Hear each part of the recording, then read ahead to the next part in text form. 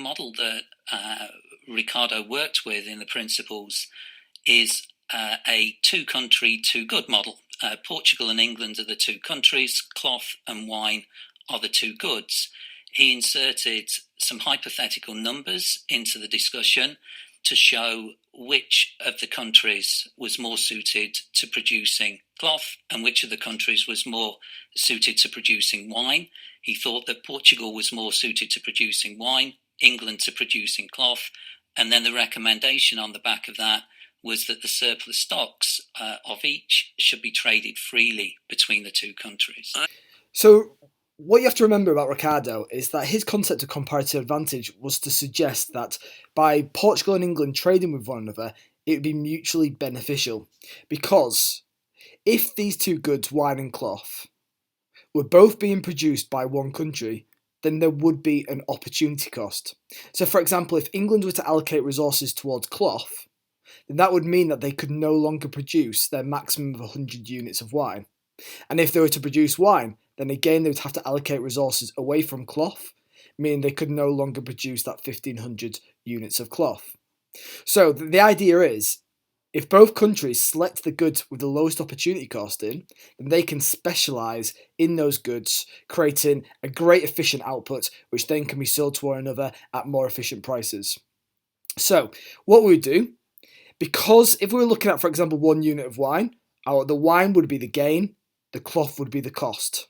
So simply all we'd do is 1500 divided by 100. So what we'd have for England, 1 unit of wine would equals 15 units of cloth. 1 unit of cloth would result in 0.07 units of wine with regards to that opportunity cost. With Portugal, what it would be is 1 unit of wine equals 5 units of cloth. 1 unit of cloth, 0.2 units of wine. So if we were to map this, then what we'd have is this. So then we're thinking, okay, well, which product should England choose? Which product should Portugal choose? Well, Portugal has the lowest opportunity cost in wine, so they should produce wine. And England has the lowest opportunity cost in cloth in comparison to the other country at 0.07 to 0.2. So therefore England should pick cloth.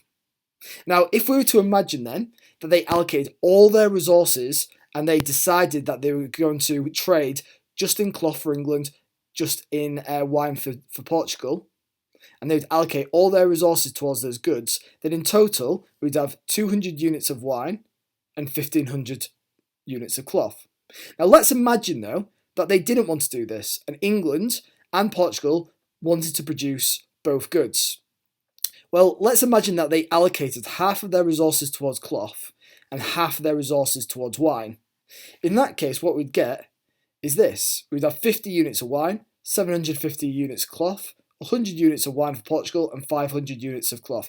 Add them up and you get 150 units of wine, 1,250 units of cloth in total, which is less than if England had specialised in cloth and Portugal had specialised in wine.